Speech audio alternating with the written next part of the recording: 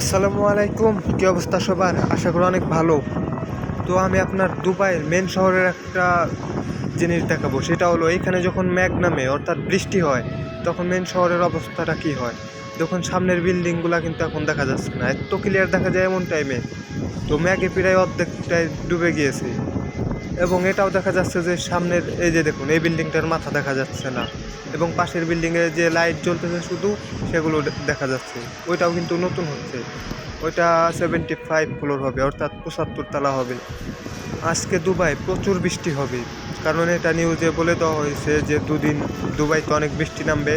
তো বৃষ্টি নামলে বৃষ্টির হাল অবস্থা আপনাদের দেখাবো, যে বৃষ্টি নামার পরে দুবাইয়ের কী হাল হয়। একবার নাজেহাল অবস্থা হয়ে যায় দুবাই, রাস্তাঘাট পুরা ব্লক হয়ে যায়, রাস্তাতে চলাচল করার মতো কোনো জায়গায় থাকে না, অনেক গাড়ি ঘোড়ার অনেক ক্ষতি হয়, নষ্ট হয়ে যায়। তো কালকে আপনাদেরকে একটা ভিডিও দেখাবো যে দুবাইয়ের কী অবস্থা হয়েছে বৃষ্টির কারণে। এত প্রাণী হয়ে যায় যে রাস্তা দিয়ে চলাচল করারও জায়গা থাকে না। তো যারা বর্তমানে দুবাই আসতে চাচ্ছেন, তো দুবাইয়ের এই রূপটা দেখলেন বৃষ্টির রূপ, এটা কিন্তু সারা বছর থাকে না, এই বছরই প্রথম এত বৃষ্টি নামছে।